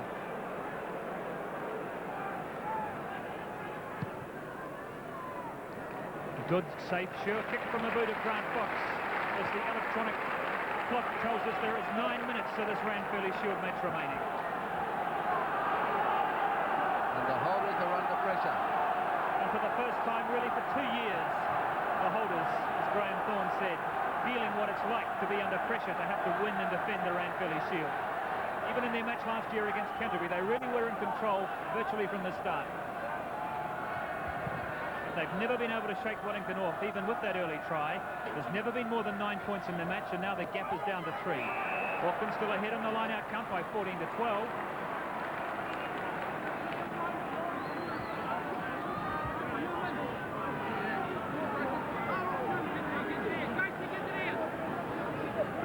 So an unconverted try now was enough to give Wellington this match and the Shield. As Zinzambrook takes the pass from his half-back Adam inside the Wellington half. And Adam showing all sorts of frustration there with the Wellington forward for pulling on his jersey. And he took a real haymaker of a swing which got nowhere near its target, but Wellington in fact were penalised. And again, it's a very long kick for Grant Fox. I think it's probably beyond his range from there because he's kicking right into the teeth of the wind. Left foot jab down the touchline. That's a very good kick from Fox from a very oblique angle. And Auckland march inside the Wellington 22. 7 minutes to the match remaining. A lot of those Auckland forwards, they've had a very big season, the biggest season they'll probably ever have, most of them, with the World Cup and the Ranfurly Shield. And I think it's starting to tell a bit. And the line-out inside the Wellington 22. And it's an untidy ball as the Auckland forwards come through over the top. I think it might have been knocked forward there by Steve McDowell. He's usually so adept at scooping the ball off the field, but at that time his hands let him down, and so Wellington breathe a little easier as they get a scrum just a few metres from their own line. And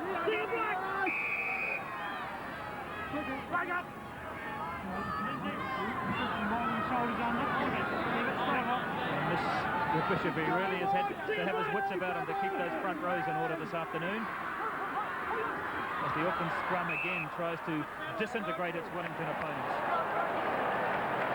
And it's worked, because Auckland have got the foot in. This is where they're lifting themselves up, the Auckland forwards, and they're such a fit side. Jim Blair, the fitness expert, has got them really in tip-top shape. It has been a long season. It's only got a week to go domestically.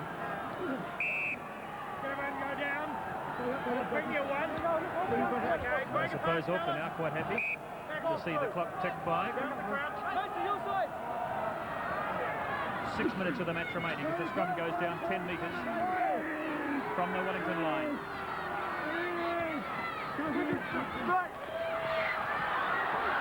As away goes Zinzanbrook, but he's held up a metre short of the line, and Michael Jones has a charge. They're only a metre short.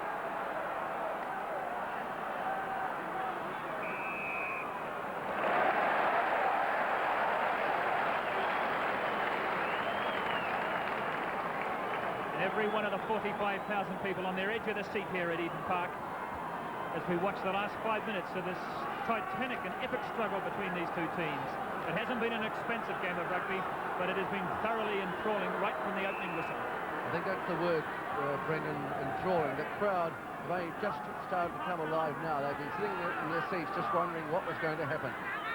That special tension that only the Ranfurly Shield can breed has flourished here at Eden Park this afternoon in this match, which, as we said, has been very tight. The ball has hardly ever travelled entirely along either back. Now Auckland with a chance in the dying minutes of the match. A couple of metres short of the line. Zinzanbrook controlling it at the back. And Brook going over. He didn't get it down. He got to the line, but he couldn't ground the ball, and the Wellington defence still not willing to yield. Two juggernauts.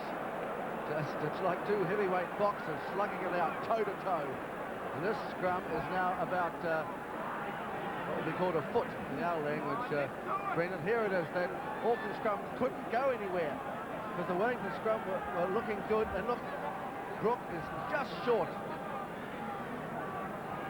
And once again, it's Sean Fitzpatrick in the wars again, right from the first minute of play, when he got what was termed a bunch of fives in the mouth from Scott Crichton. Has never been out of it. So there it is. There's the white line. That's the goal line. So once again, the Wellington scrum put to the sword, a metre short of the line, as 55,000 people scream for the Auckland try, and there it is. That is the ball game.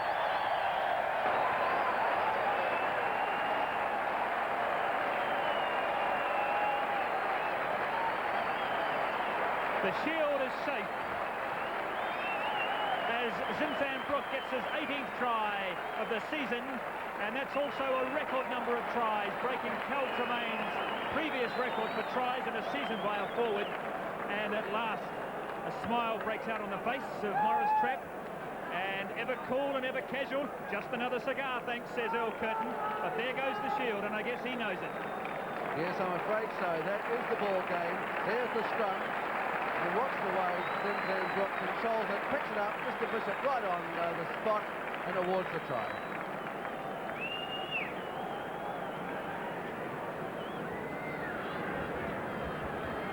And we'll have a look at it again. This is the pain and the pressure that the Wellington scrum was under as it disintegrates.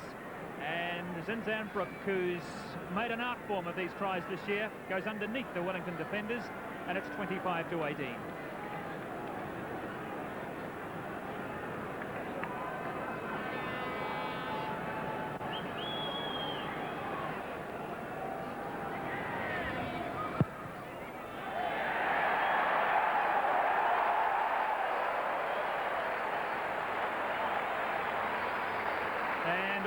Curtin can do now, I guess, is trudge off to the dressing room.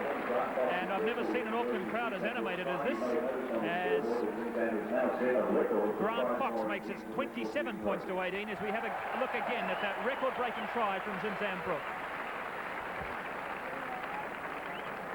His 18th try of the season and his 17th for Auckland. The other one he got, of course, was for the All Blacks in the World Cup. Remarkable record for a forward. In fact, only John Kirwan has scored more tries than Zinzan Brook in rugby this season.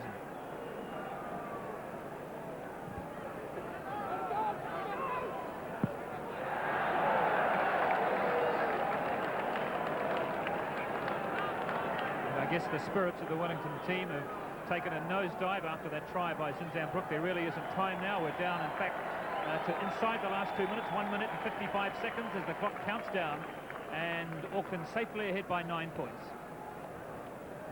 And I suppose you can't argue with a scoreline which shows Auckland ahead by 2 tries to 0, but what a Herculean effort it's been from Wellington. As John Kirwan, who's been watched like a hawk all afternoon, back inside to Michael Jones.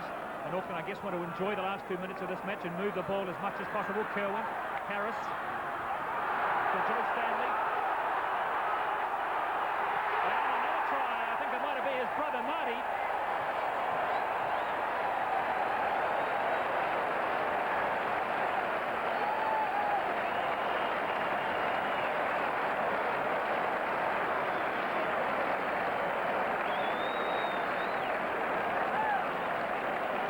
Well, I guess anything Marty can do is, or Zinzan can do, his brother Marty can do just as well. A classic Auckland try. John Kirwan in the play twice, but look at the way that Joe Stanley came onto the ball and inside to Robin Brook, who wobbled it a bit, and it might have actually been a suspect knock on, but he scored the try. The referee awarded it. And have a look perhaps for the end on. When it went the blind side, watch the way that the ball went to the Brook brothers, I think it was. There was John Kirwan inside in the movement once, held up. Michael Jones comes over. Watch the way the Auckland forwards just go over the top, and the ball comes quickly out to Kirwan in the action again. And watch the way that Smoke and Joel Stanley comes up at full blast. Kirwan's taken out of play, and there was actually suspicion of a knock on there from one Brook to the other Brook, and then the try. Well, it's all rather academic, as the Shield is in fact safe and sound at Eden Park, at least for another week.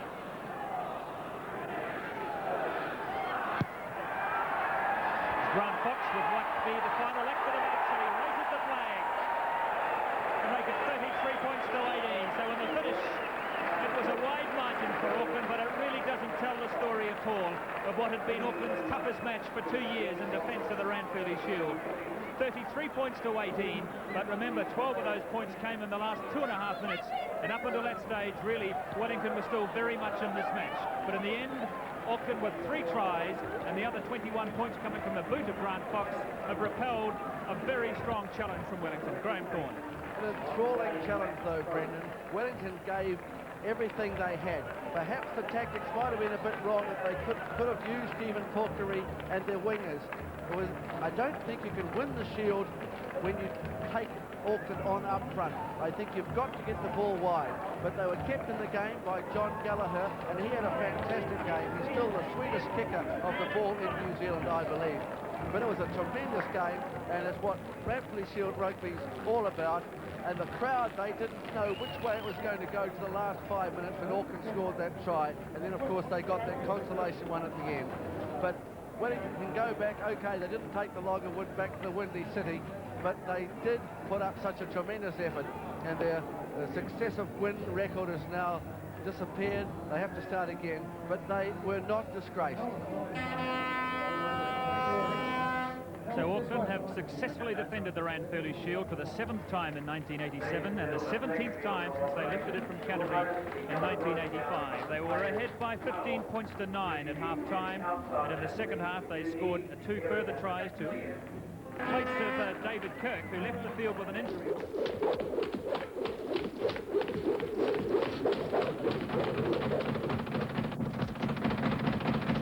I got to hurt Mike Tyson. I got to let him know what pain feels like. I want Mike Tyson to be able to feel the impact. I want Mike Tyson to know that Larry Holmes is not afraid of him. I'm strong and I'm going to overcome it. Combat, I'm a better fighter. I feel my will is invincible.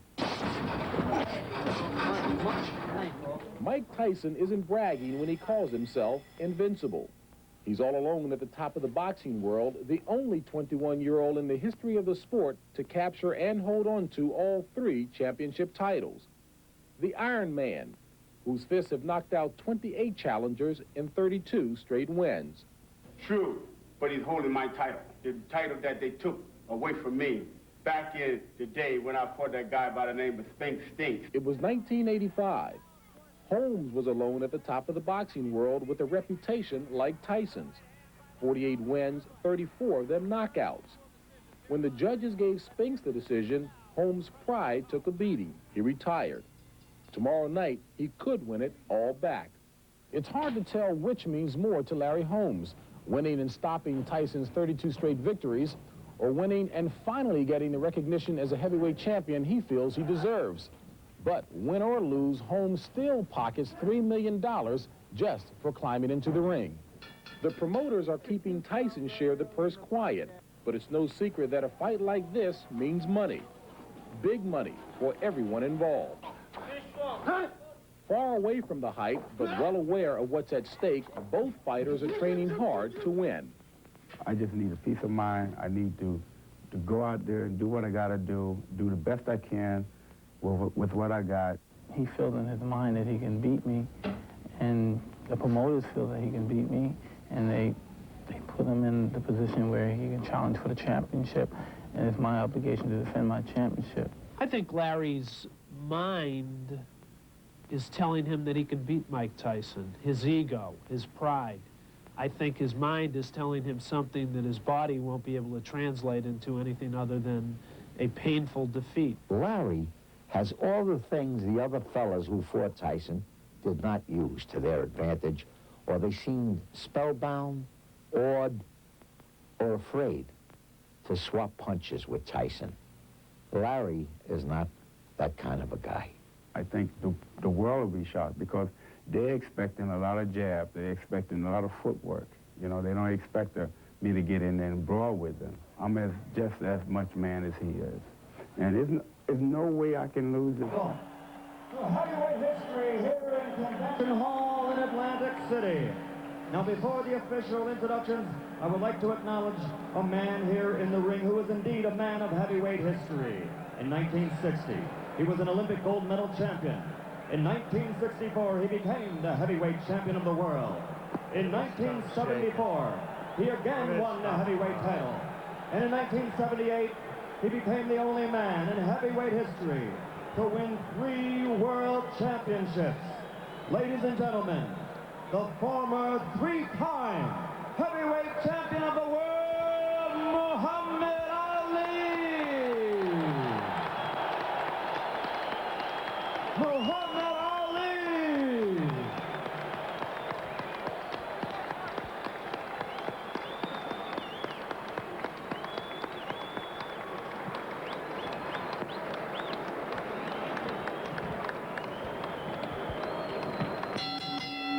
And now, Don King Productions and the Trump Plaza Hotel and Casino present heavyweight history.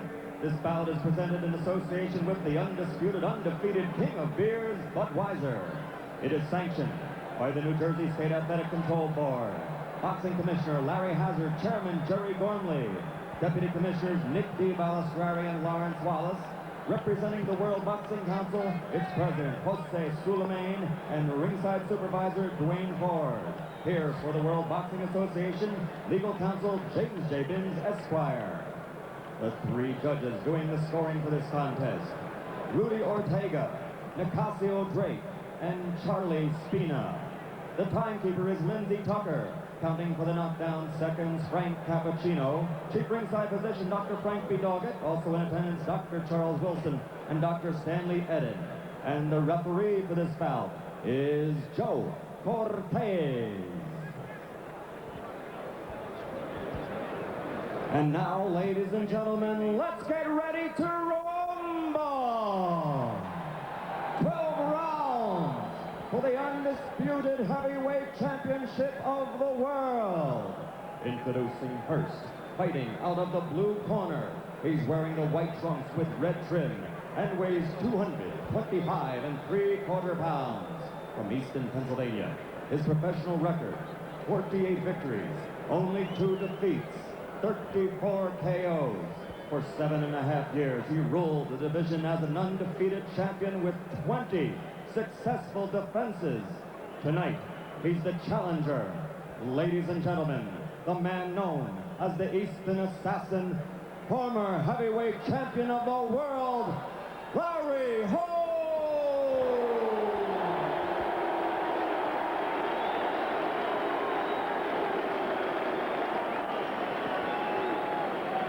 And in the red corner, wearing the solid black trunks, weighing 215 3/4 pounds, from Catskill, New York, which is the hometown of the late great trainer of champions, Pasquamato.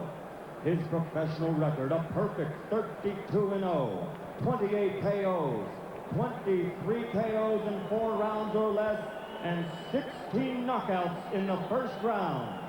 Ladies and gentlemen, I present you the undefeated, undisputed heavyweight champion of the world, Iron Mike Tyson.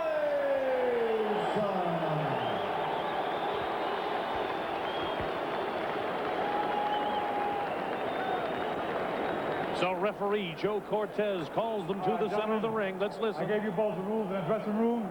And remember what I told you. I'm here to enforce my rules. Obey my commands at all times. Any questions?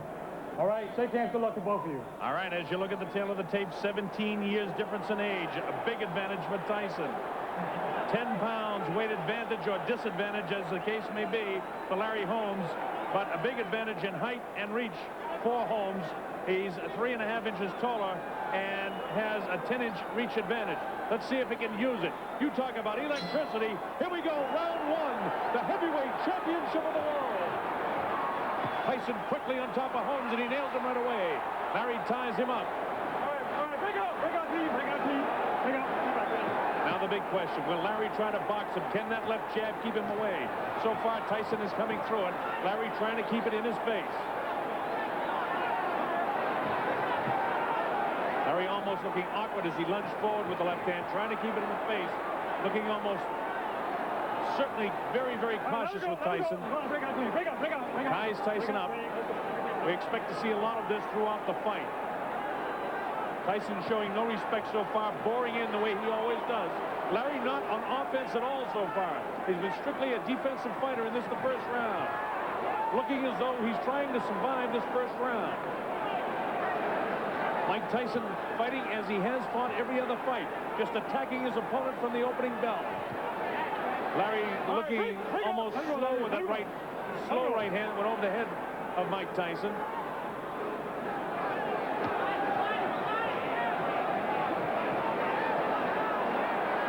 Of course, this is the way you would expect to see Larry fight him, and wonder if it will frustrate the younger Mike Tyson.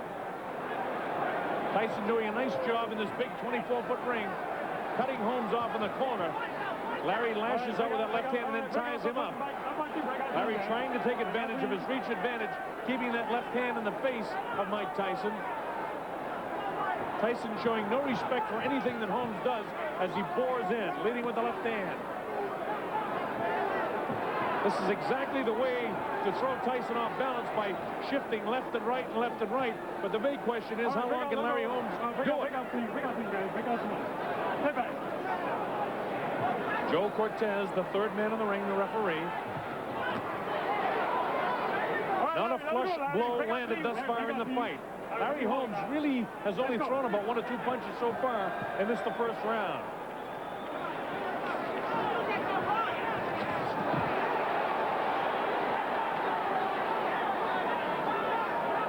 Holmes looking almost in fear of Mike Tyson in the first round.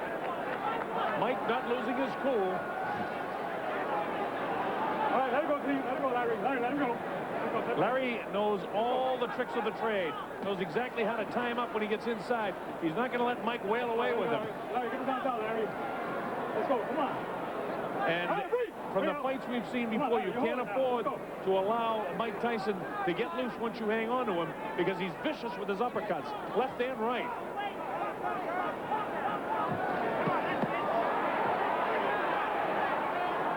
Tyson just showing no fear of Holmes. Larry finally goes on offense at the closing bell. Tony called. He and Rob are driving up for the weekend.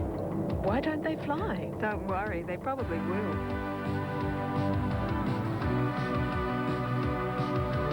When you and your car are capable of more, Goodyear's got a tire. Goodyear Eagles. Performance all the way home. Goodyear, take me home. Chin down. That's right. Chin down. Then when you do for the jab, That's then Ricky you come up with Giacchetti. it. Then come back with your left hook. Come up, then come back. Three-punch combination. Pop, pop, pop, pop.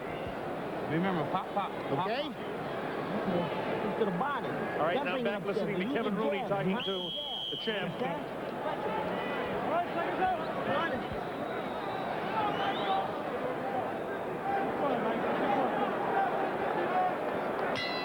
This is round 2, scheduled for 12.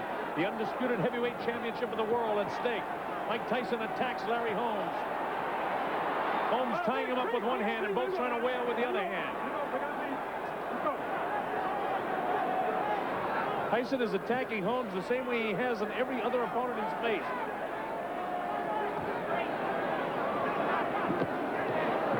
Larry lets a right hand go that catches Tyson. No damage done at all. One of the big questions, if in fact Larry can nail Tyson.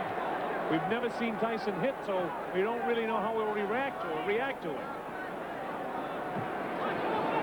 The way he's backing up, he's got to do something a little bit more than this if he's going to try to win some rounds here.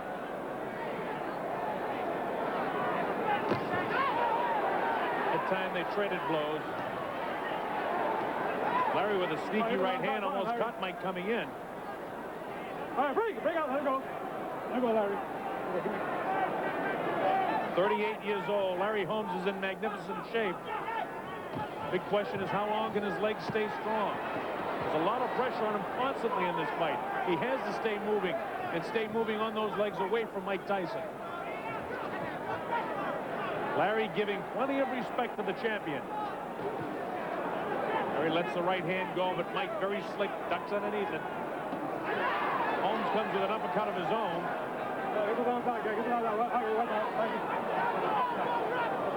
Thus far in this round, we're at the midway point, a difficult round to score. Holmes looked again, almost awkward throwing that right hand.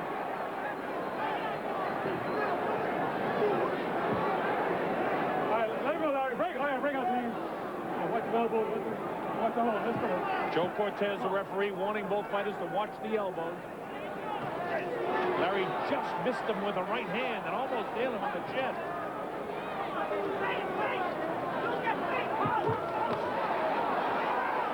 Larry got tagged that time, but he's all right.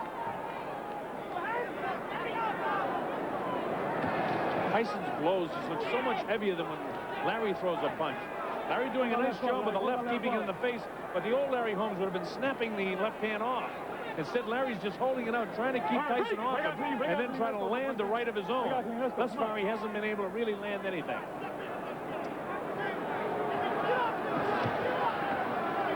Come on, Larry. Get him out there. Come on. 20 seconds to go in the second round. Let's go. All right, Larry, break. Larry, you're holding it, Larry. Let's go.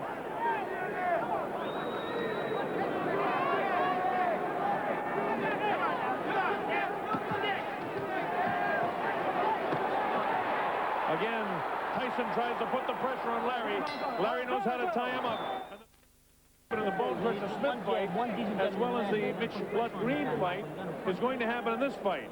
As we show you a replay, is Tyson boring in. Look at the look on Larry's face. He looks almost in total fear.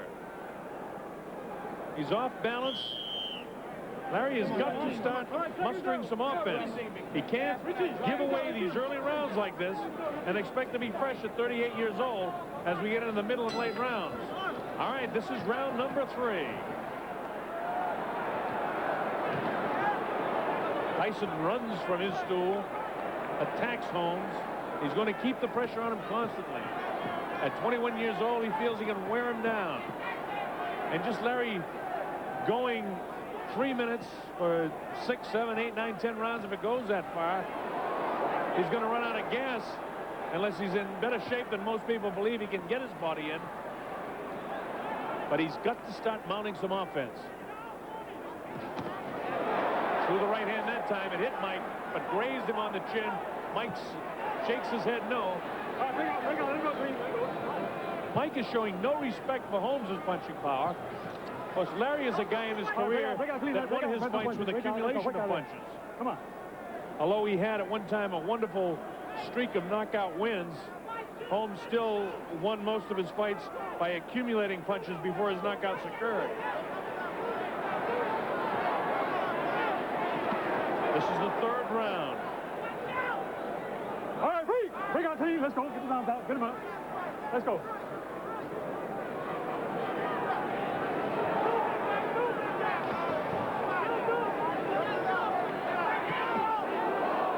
Larry gets nailed by a crisp left hand as Tyson comes in. All right, get the rounds out. Come on. And again, Tyson is doing what he was able to do in the first 2 rounds, and that's just continue to win the round.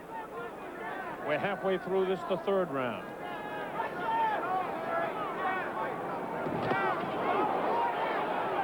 Mike attacks. Larry has brilliant defense. Mike really hasn't been able to catch him flush yet. Larry tries to do something inside. Mike counters by throwing 4 or 5 punches. Mike almost has to reach up to get his 5'11 and a half. Larry is 6'3".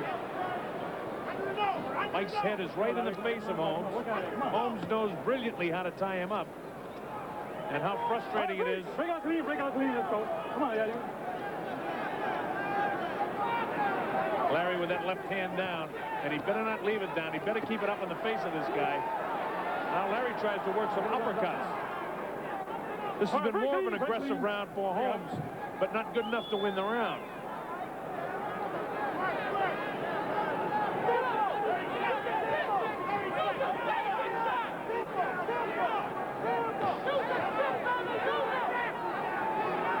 Seconds to go in this, the third round.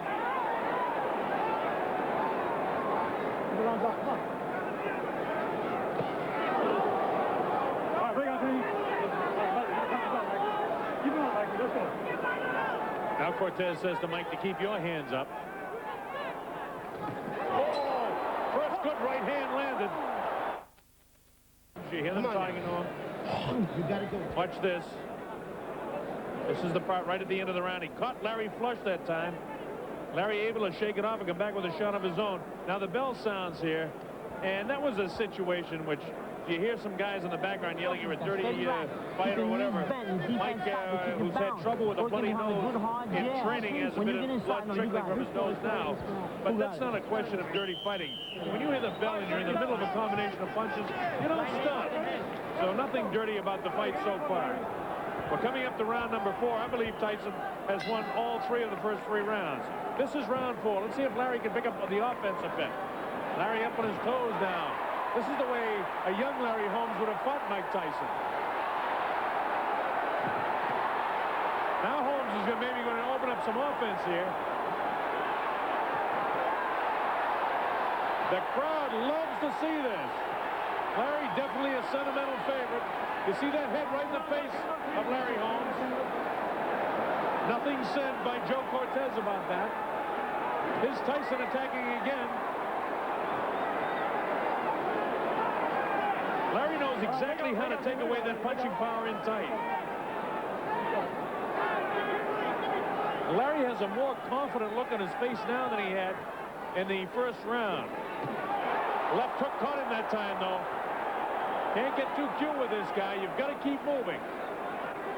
All right, break out team. Larry has all the rig savvy that a lot of the fighters that Mike Tyson has faced have not possessed. Tyson bores in, no damage done here at all. He's got that face right in the chin and the cheek of Larry Holmes again. Let's go, come on.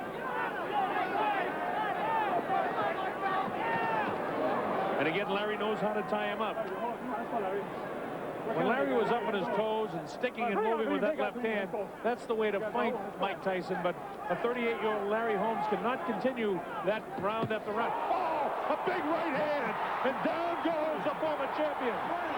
He was there right in the button. The count is up to 6, 7, and 8. Larry is hurt. I don't know if he's going to be able to survive this round. He's definitely hurt. His legs are gone. And in comes Mike. There was a big right hand. Larry's down again. Down he goes. I don't know if he'll be able to continue. It's up to 4 and 5. His eyes are clear. 7. How do you feel? It's up to 7 and 8. He's going to be able to continue. Tyson knows he has him in trouble. It's just a matter of time. Larry will not survive this round. He's trying to fight back with everything he has. He's trying desperately, but this is not the same age man that was able to do it against Ronaldo Stites. He goes with a big right hand. The left hook. Larry stays on his feet, showing tremendous heart. Now with a left hook. Holmes is getting set up for the right hand. Here it comes. The left will come inside. There's the left. There's the right. Larry's ready to go again. He's hit with the left hand. 17 seconds. He may be able to get by the round now. He should be hanging on. Now with the right hand, the left hand. He's going to hang on, or they'll stop the fight. Down he goes. Larry's hurt. It's all over. He is knocked out. He didn't even bother the count. It was a vicious, vicious right hand. It came like a bolt. We looked for it, and Larry got hurt. A big right hand ends the career of the former champion of the world. Mike Tyson proved to the world that he certainly is the undisputed heavyweight champion. Larry did not have it. Okay, let him up. Let him sit up, Doc. Let him sit up. Let him sit up. Get him out of my way. Get him out of my way. We'll get the official timing. Get this man out of here. We're trying to get Larry back to his feet.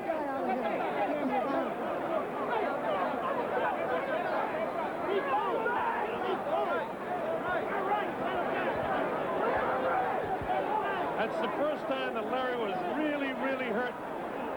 It was a crushing right hand that took him down. It was set up. There was his third time down. It wasn't stopped because it was the third down. Let's watch it. Big right hand there. And he went down hard.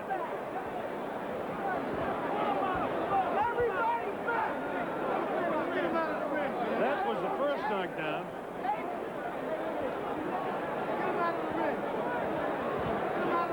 And I think that was the second knockdown. Different angle of it. Tag flush, and down he goes.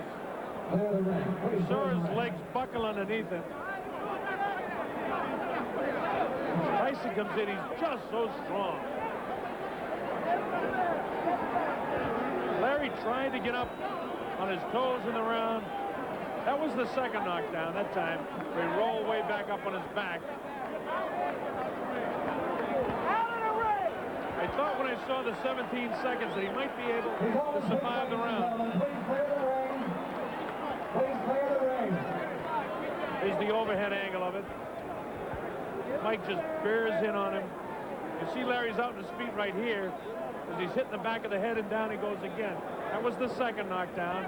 He's able to get right back up from it. But now he's in a lot of trouble. Two big left hooks. A wild right hand, and there's the right hand, and he was out. You saw the way his legs crumbled beneath him, and down he went like a sack of wheat to the canvas.